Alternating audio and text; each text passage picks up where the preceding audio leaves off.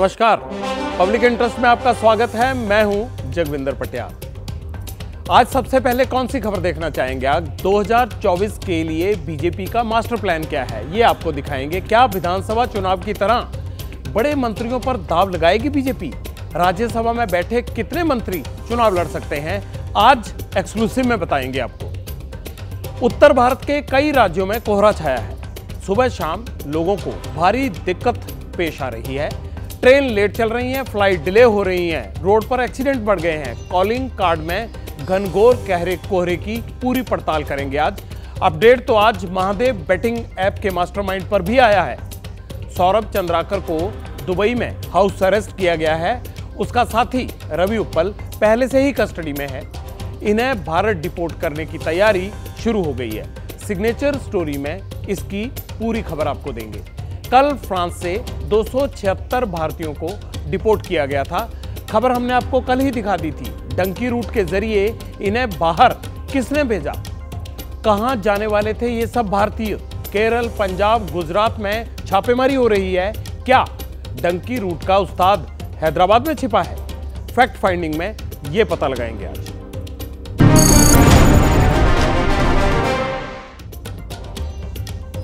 Public interest में आज सबसे पहले बात बीजेपी के मेगा प्लान की करेंगे। 2.5 महीने बाद लोकसभा चुनाव होने वाले हैं।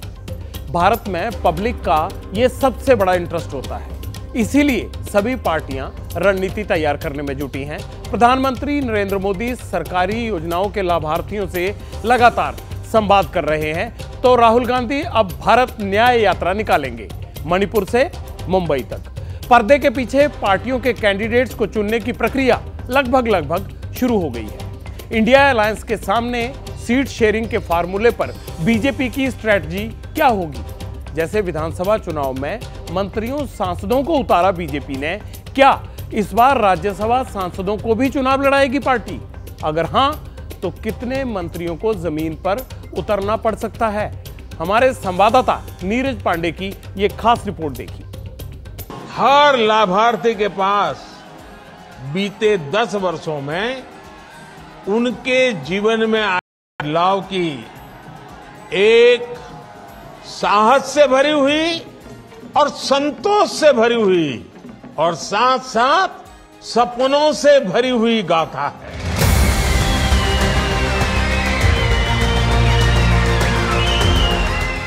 पब्लिक को मोदी में कितना इंटरेस्ट है और 2024 के लिए जनता सरकार पर कितना भरोसा करती है, उसका एक छोटा सा ग्राउंड टेस्ट खुद प्रधानमंत्री ने किया। विकसित भारत संकल्प यात्रा के लाभार्थियों से बात की, अपनी कही, उनकी सुनी।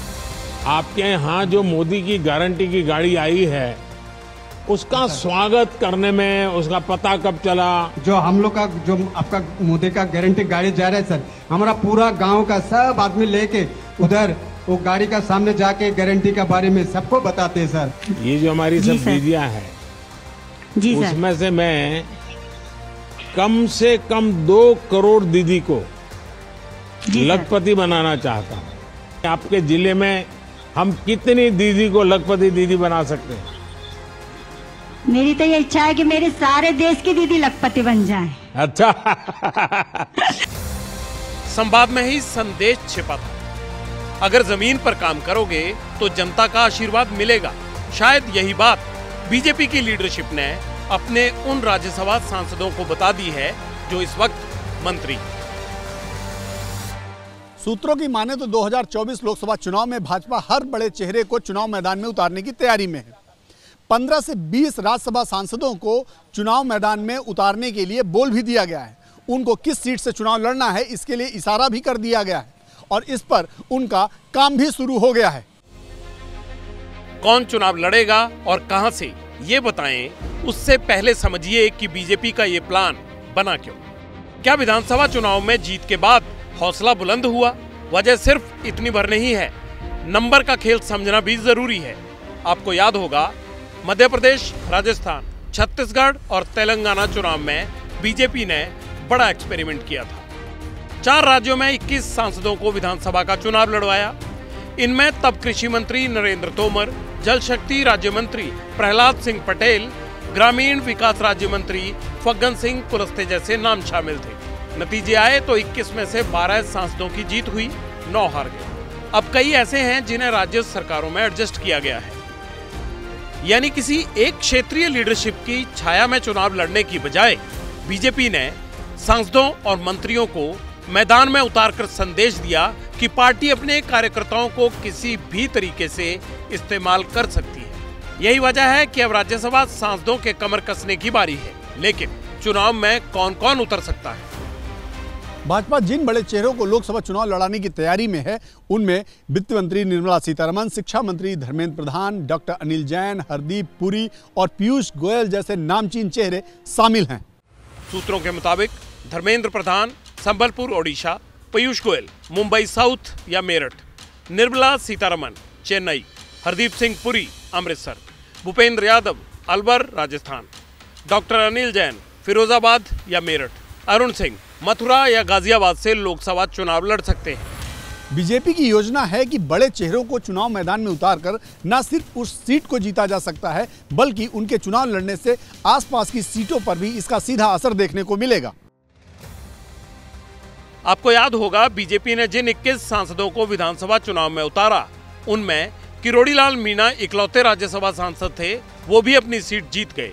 वैसे 2019 में भी पार्टी ने कुछ राज्यसभा सांसदों को कैंडिडेट बनाया था।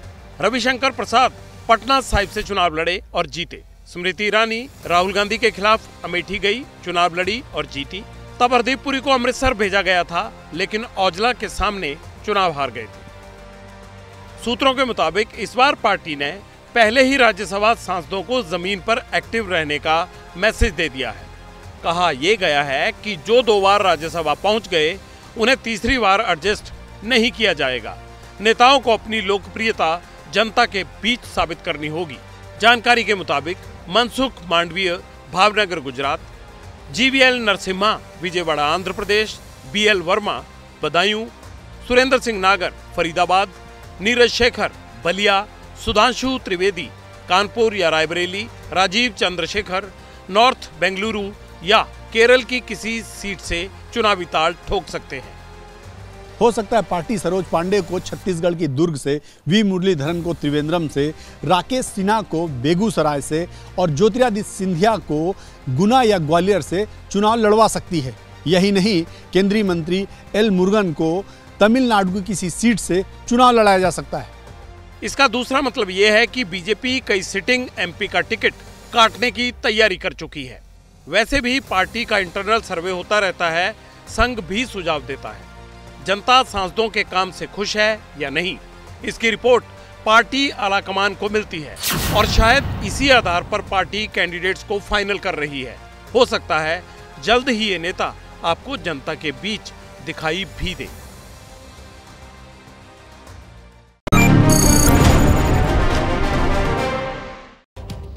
आपने धुंध तो देखी होगी, आजकल पड़ रही है। कई एक्सपर्ट मानते हैं मोदी की रणनीति इसी तरह की है। धुंध में कुछ दिखता नहीं, सब कयास लगाए जाते हैं कि आगे क्या होगा, कौन होगा। चुनाव से पहले और उसके बाद यही मोदी भी करते हैं। याद है ना, राजस्थान, मध्य प्रदेश और छत्तीसगढ़ में सीएम पद के लिए कितने नाम चले, लेकिन मोदी ने सबको चौंका दिया। नामों की धुंध छटी तो नए चेहरे सीएम बन गए। हाँ, इस बार इतना तो पक्का है कि बीजेपी के सारे लोकसभा सांसद रिपीट नहीं होंगे। कई छटेंगे, कई कटेंगे। कुछ नेताओं को शायद सिग्नल मिलना शुरू भी हो गया है। इसीलिए बड़े चेहरों के जनाधार और रिपोर्ट कार्ड के आधार पर उनको चुनावी मैदान में उतारने की तैयारी हो रही है।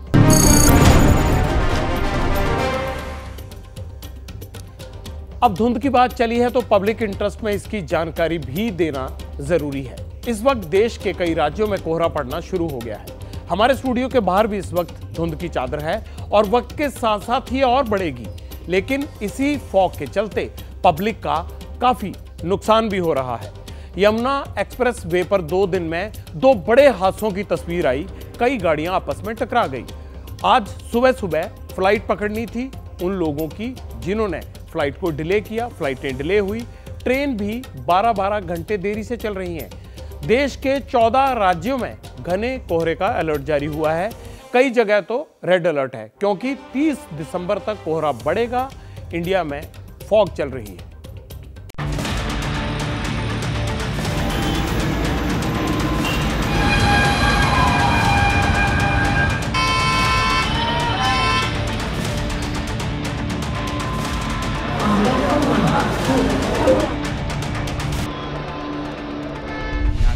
कैंसिल हो गया। नारायण झा को दिल्ली से दरभंगा जाना था, काम जरूरी था, इसलिए फ्लाइट का टिकट लिया था। झा जी तय समय पर इंदिरा गांधी इंटरनेशनल एयरपोर्ट पर भी पहुंच गए, लेकिन दरभंगा के लिए उड़ान नहीं भर पाई, क्योंकि बिहार जाने वाली फ्लाइट्स कोहरे के चलते रद्द कर दी गई। पहले सूचना देना था ये ना सर, मॉर्निंग में सूचना देता तो घर से नहीं निकलते। आज 6 बजे घर से निकले सर, इतना ठंडा में। कितने बजे जानी थी फ्लाइट? 1:10 पर। कितने बजे मैसेज आया है कैंसिल होने का? 10 बजे आया है। अच्छा 10 बजे, तो आप एयरपोर्ट के लिए निकल चुके थे? जी हम एयरपोर्ट पहुंच चुके थे, बहुत परेशानी वाली बात है। वापस जाएंगे, घर जाएंगे वापस। नारायण झा अकेले शख्स नहीं जिनके सफर पर कोहरे की मार पड़ी। परमिंदर सिंह पंजाब से इंटरनेशनल फ्लाइट के लिए सड़क के रास्ते दिल्ली आए, लेकिन उनकी भागम भाग बेकार हो गई, क्योंकि कोहरे की वजह से फ्लाइट लेट थी। यहाँ पर सबसे बड़ी प्रॉब्लम ये है कि विजिबिलिटी बहुत कम है। ज़्यादातर अम्बाला के बाद में ट्रैफिक हुई और ड्राइविंग करना भी काफ़ी मुश्किल हुई है। तो विजिबिलिटी के होने के नाते वहाँ से तो टाइम ज़्यादा लगे ही हमें, और यहाँ से भी दिए जो टाइम हम लोग पहले आते हैं उससे भी ज़्यादा टाइम लगा है। अभी हम लोग देख रहे थे जो डोमेस्टिक हैं वो डिले हैं कुछ। पूरे उत्तर भारत में शीतलहर चल रही है। जैसे जैसे तापमान गिर रहा है, कोहरा घना होता जा रहा है। दिल्ली एनसीआर के आसमान पर धुंध छाई हुई है, जिसका असर हवाई सफर पर पड़ने लगा है। कोहरे के चलते फ्लाइट्स या तो देरी से चल रही हैं या रद्द कर दी जा रही हैं। डिस्प्ले बोर्ड पे जो जानकारी जो है वो साझा की जा रही है, चाहे वो कोलकाता की फ़्लाइट हो, हैदराबाद हो, श्रीनगर हो, या इंटरनेशनल फ़्लाइट्स की अगर हम बात करें शारजा और अबू धाबी, उनमें भी जो है तकरीबन 2.5 घंटे से लेकर के 4 घंटे 5 घंटे की देरी जो है वो यहाँ पर जो है वो दिखाई दे रही है। धुंध हवाई सफर की तो हवा निकाल ही रही है, रेलगाड़ियां भी रेंगने लगी हैं। अब सुबह से आके बैठे हैं, कहीं जा भी नहीं सकते यहाँ पे। तो 5:30 बजे से मैं हूँ, ये वेट करते करते टाइम वेस्ट हो रहा है। ऑफिस के लिए लेट हो गए, 1.5 घंटे लेट चल रहा है, आधा घंटा बैठे, 2 घंटा और बैठना पड़ेगा। जो है 1 घंटा हो गया है और ट्रेन जो है 1 घंटे और लेट है यहाँ से ट्रेन। हर आदमी एक उम्मीद लगा के आता है कि चलिए टाइमिंग से होगी, लेकिन बहुत लेट आने के बाद चला पता लगा कि 1.5 घंटे तक और इंतजार करिए। सारी ट्रेनें लेट चल रही हैं। घने कोहरे ने ट्रेनों की रफ्तार घटा दी है।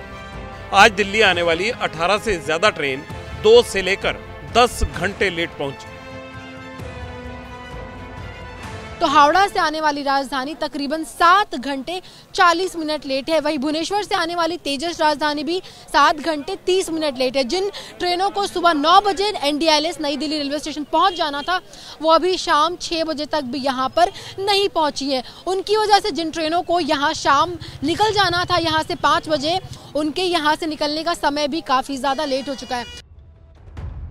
बुधवार की सुबह यानी आज सर्दी के इस सीजन में सबसे घने कोहरे से लोगों का पाला पड़ा और एक के बाद एक सड़क हादसे की तस्वीरें सामने आने लगी।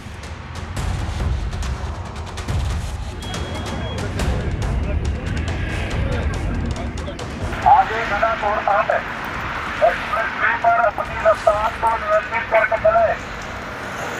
आप लोगों को निवेदन है कि अपनी रफ्तार को नियंत्रित करके चले, दुर्घटनाओं से बचें। मौसम विभाग के मुताबिक 31 दिसंबर तक उत्तर भारत में शीतलहर बरकरार रहेगी। दिल्ली NCR में भी 3 दिन तक कोहरे का कहर जारी रहेगा, यानी फ्लाइट्स और ट्रेन भी कैंसिल होती रहेंगी। इसीलिए जब तक मौसम साफ न हो, बहुत जरूरी ना हो, तो आप भी अपना सफर टाल दीजिए।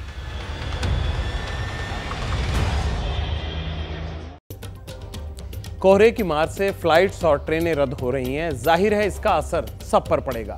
मौसम की इस मार से आपका पैसा और समय दोनों ही बर्बाद होते हैं। वक्त तो वापस नहीं मिल पाता, हाँ एयरलाइंस और रेलवे आपके पैसे जरूर रिफंड कर देते हैं, लेकिन इस कोहरे के चलते होने वाला नुकसान होता कितना बड़ा है।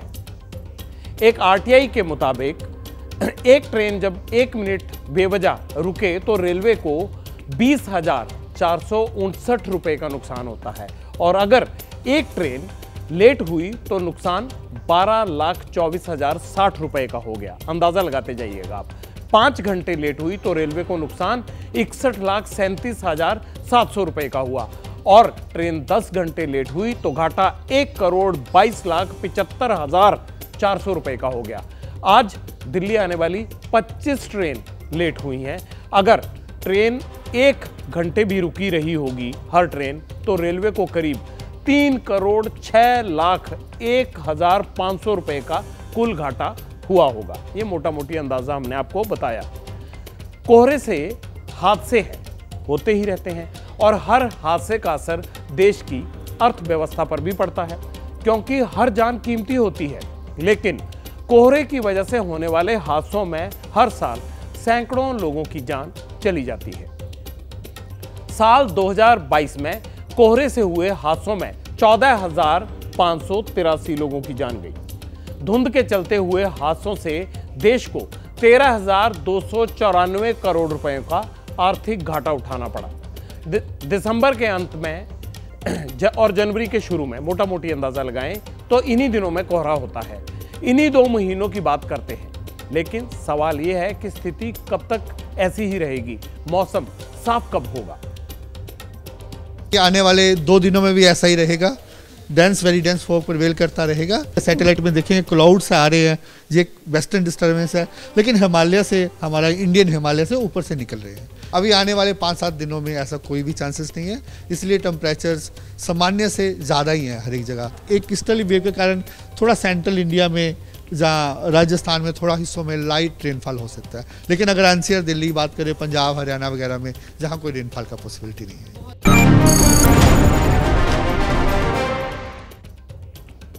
कोहरा आता है, घाटा कैसे लाता है, इसका एक और उदाहरण आपको दिखाता। आगरा एक्सप्रेसवे की घटना है। कोहरे के कारण हादसा हुआ, लेकिन मुर्गे के शौकीनों की पार्टी हो गई। हुआ ये कि एक गाड़ी में मुर्गे मुर्गियां लदे हुए थे। ड्राइवर धुंध में चला रहा था, टक्कर हुई तो गाड़ी पलट गई। आसपास लोगों ने आपदा में अफसर ढूंढ लिया। ड्राइवर की चिंता छोड़, मतलब उसकी चिंता बाद में की, पहले मुर्गे बोरियों में भरने शुरू कर दिए। जनता है, क्या करें।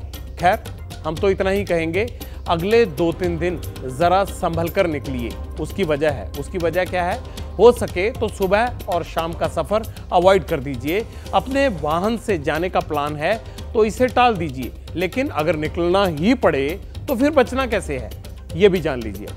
गाड़ी की फॉग लाइट्स ऑन करके गाड़ी चलानी है आपने, और अगर फॉग लाइट नहीं है तो वो लगवा लीजिए, वरना पार्किंग लाइट्स को जलाकर गाड़ी ड्राइव करें या गाड़ी में चलें। सड़क पर लगी सफ़ेद पट्टी जो होती है सड़क के बीचों बीच, उसको फॉलो करते रहें। उसमें लेन सिस्टम बना होता है और आप एक लेन में ही ड्राइव कीजिए।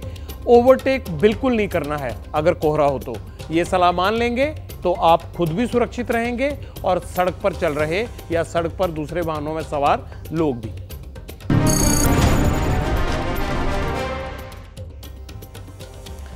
डंकी फ्लाइट पर अब भी सस्पेंस बरकरार है। डंकी फ्लाइट आप समझ गए होंगे ना, कल खबर दिखाई थी हमने आपको, जो भारतीय लोग दुबई से होते हुए निकारागुआ जा रहे थे और पकड़े कहाँ गए, फ्रांस में, वहाँ से डिपोर्ट हो गए। फ्रांस से कितने लोग डिपोर्ट हुए? 272 भारतीय डिपोर्ट हुए थे। शक ह्यूमन ट्रैफिकिंग का है। इसी एंगल पर इन्वेस्टिगेशन भी हो रही है। गुजरात, केरल और पंजाब में इमिग्रेशन एजेंटों को ट्रेस आउट किया जा रहा है, लेकिन मानव तस्करी का मास्टरमाइंड कौन है? भारत लौटे 276 नागरिकों को क्यों जुबान बंद रखने की हिदायत दी गई है? आज डंकी रूट के इसी सस्पेंस की फाइल खोलेंगे।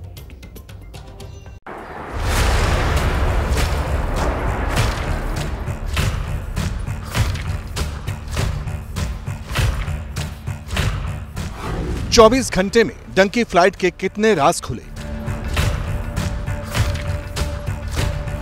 गुजरात से लेकर पंजाब और केरल तक डंकी रूट के कितने किरदार मिले?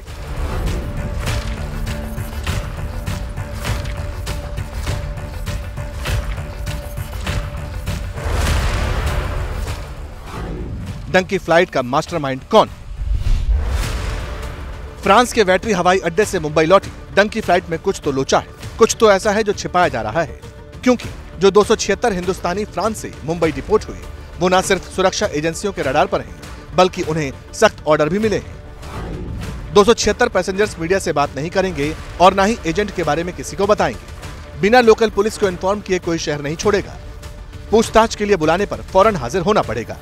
एजेंसियां फूंक फूंक कर कदम रख रही हैं। रडार पर वो एजेंट्स हैं जिनके जरिए 300 से ज्यादा भारतीयों को विदेश भेजा गया था।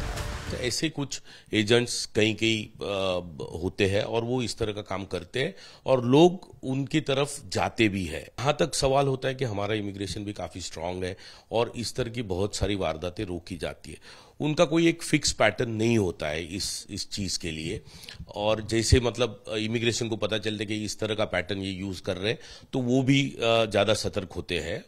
सूत्रों का दावा है कि गुजरात से लेकर केरल और पंजाब तक में ये एजेंट ट्रेस हो चुके हैं। उनकी धरपकड़ के लिए टीमें बना दी गई। इतना है अभी तक जो अनऑफिशियल सोर्सेस है कि उसमें काफी लोग पंजाब के हैं, और अगर ऐसी कोई इन्फॉर्मेशन हमारे पास आएगी उसको वेरीफाई किया जाएगा। हमारे स्पेशलाइज्ड जैसे NRI विंग है हमारा, और भी इसके साथ डील करने वाले विंग्स हैं, तो अगर कोई इलीगैलिटी उसमें पाई जाएगी तो जो as per law as per procedure कार्रवाई बनती होगी वो की जाएगी पुलिस की तरफ से। यानी पुलिस हर कड़ी को खंगाल रही है। वैसे खंगाला तो 276 नागरिकों को भी किया। एजेंसियों के सामने वतन लौटे लोगों ने खुद को विक्टिम बताया। एजेंसियों की इन्वेस्टिगेशन में पता चला कि फ्रांस में जिन लोगों को पकड़ा गया था वो हिंदी, तमिल, गुजराती और पंजाबी बोलते हैं। इनमें से ज्यादातर लोगों का मकसद अमेरिका और कनाडा पहुंचना था। पूछताछ में सबने विदेश जाने के अलग अलग कारण बताए। किसी ने बताया कि उन्हें अमेरिका में नौकरी का आश्वासन मिला, तो किसी ने कहा कि उन्हें कनाडा में रिश्तेदार के घर पहुंचना था जो वहां उनकी नौकरी लगवाते। इन लोगों से 15 से 25 लाख रुपए ऐंठे गए थे। भारत लौटे इन लोगों में से बहुत कम को अंग्रेजी आती। इन लोगों को अलग अलग रूट से अबू धाबी में इकट्ठा किया गया था। कोई कोच्चि से, कोई मुंबई से, तो कोई दिल्ली से अबू धाबी पहुंचा। निकारागुआ देश कहाँ है, ज्यादातर लोगों को ये भी पता नहीं था। ज्यादातर तो ऐसा है कि कोई भी आदमी अपने अपने इससे तो बॉर्डर क्रॉस नहीं कर सकता है। उनको एजेंट्स की जरूरत होती है और एजेंट्स ही ये काम करवाते हैं। आइदर नॉर्मल कोर्स में ऐसे खुलेआम बॉर्डर क्रॉस करना इतना आसान नहीं है, तो गलत तरीके से बाहर लेके जाना, गवर्नमेंट मशीनरीज के साथ में कांटेक्ट बढ़ाना और उनके जरिए ही उनको भेज देना। भारतीय एजेंसियों के निशाने पर रोमानिया की वो चार्टर्ड कंपनी भी है जिसने मानव तस्करी के लिए पूरी फ्लाइट बुक की। पता लगाया जा रहा है कि आखिर फ्लाइट किसने बुक कराई। वैसे शुरुआती तफ्तीश में ये जानकारी मिली है कि इस गोरख धंधे के पीछे शशि किरण रेड्डी का दिमाग हो सकता है। अब ये शशि किरण रेड्डी कौन है ये भी आपको बताते हैं। ये शख्स हैदराबाद का रहने वाला है। 15 साल से मानव तस्करी में शामिल है। अवैध तरीके से लोगों को दुबई और फिर निकारागुआ भेजता रहा है। डंकी फ्लाइट की हर एंगल से जांच हो रही है। हर कड़ी जोड़ी जा रही है। हर एजेंट को ढूंढा जा रहा है ताकि लोगों को भेजने वाले एजेंट्स और उनके राजदारों का सच भी सामने आ सके। डंकी रूट के जरिए हर साल कितने लोग विदेश जाते हैं, इसका डाटा बड़ा चौंकाने वाला है। एक नई रिपोर्ट के मुताबिक 2023 में 1 लाख से ज्यादा लोगों ने गैर कानूनी तरीके से बॉर्डर क्रॉस करके दूसरी जगह, दूसरे देश में जाने की कोशिश की। इनमें से 83,000 लोग यूएस जाने के लिए निकले थे। 12,000 से ज्यादा लोग अपने परिवार के साथ भी गए। तकरीबन 720 नाबालिग डंकी रूट से विदेश जाते हुए पकड़े गए। मुंबई में डंकी रूट के मामले कम देखे गए हैं, लेकिन नॉर्थ इंडिया में ये टॉप पर है, यानी उत्तर भारत के राज्य टॉप पर हैं। खासकर पंजाब से बहुत लोग जाते हैं। सही मायने में जो वीजा को लेकर अलग अलग जो परेशानियों का लोगों को सामना करना पड़ता है, कुछ लोगों की मजबूरियां होती है, मगर जो वीजा की प्रक्रिया चाहे मुंबई हो, पूरे देश में जो अलग अलग प्रक्रिया से लोगों को गुजरना पड़ता है तो काफी जटिल होती है। तो लोग मजबूरन इस तरह की यूएस बॉर्डर क्रॉस करने का प्रयास करते हैं, जो सही में गलत भी है। और कहीं ना कहीं तो यूएस को भी इस बारे में कोई एक ठोस नीति बनाने की आवश्यकता है।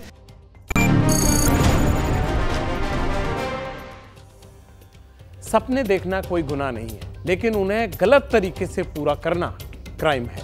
इसलिए डंकी रूट वाला शॉर्टकट नहीं लेना, क्योंकि ये राह जितने जोखिमों से भरी है उतनी ही जानलेवा भी है। खबर कोरोना की। अब से थोड़ी देर पहले दिल्ली में कोरोना के नए वेरिएंट का पहला केस सामने आया है। 3 सैंपल टेस्ट हुए, 2 में ओमिक्रॉन निकला, 1 में नया वेरिएंट। 26 दिसंबर तक JN.1 वेरिएंट के 109 केस सामने आ चुके हैं। 24 घंटे में 3 और लोगों की जान चली गई है। क्या ये आने वाले नई लहर के संकेत तो नहीं?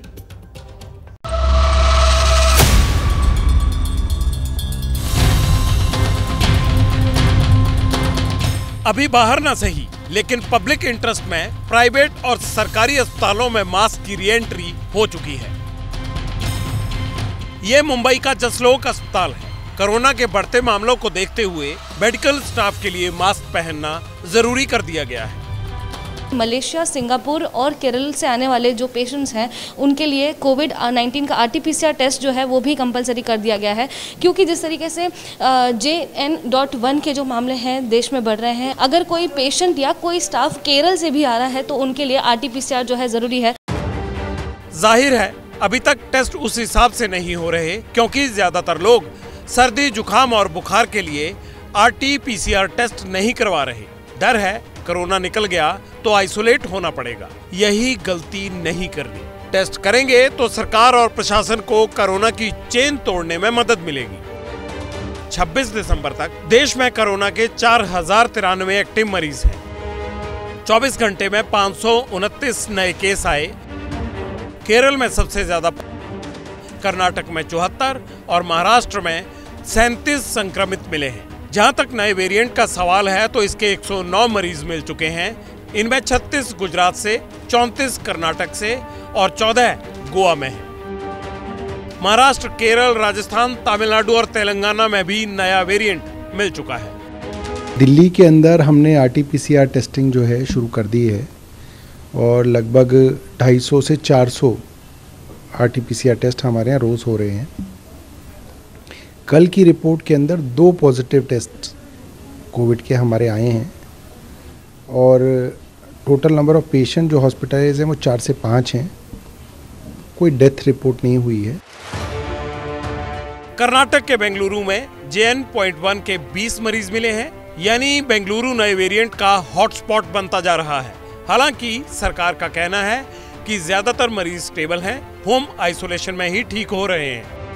We are well prepared for whatever happens, but as of now there is nothing to worry. Nothing is alarming. Bangalore में total, I don't know exact number right now, but majority of the cases are in Bangalore. 80%, 70% is in Bangalore. No, we will be telling them to wear masks and to take precautions. सरकार alert पर इसलिए है क्योंकि virus कब घातक बन जाए कुछ कहा नहीं जा सकता और लोग भी यही जानना चाहते हैं। उनसे सिर्फ कुछ चुनिंदा सवाल है। ये नया वेरिएंट कितना घातक है? क्या देश में कोरोना की नई लहर आएगी? क्या ऑक्सीजन सिलेंडर की जरूरत पड़ेगी? क्या RT-PCR टेस्ट करवाना जरूरी है? सबसे बड़ी चिंता है तो ये कि क्या लॉकडाउन जैसे हालात दोबारा बन सकते हैं? इन सवालों पर एक्सपर्ट का सिर्फ इतना कहना है कि अभी घबराने की जरूरत नहीं, लक्षण हैं तो टेस्ट करवाएं। अस्पताल तैयारी कर रहे हैं, नई लहर के कोई संकेत नहीं है। लॉकडाउन का फिलहाल कोई सवाल नहीं, हाँ नया वेरिएंट है इसलिए स्टडी हो रही है। आप सब लोग भी अपना ध्यान रखिएगा।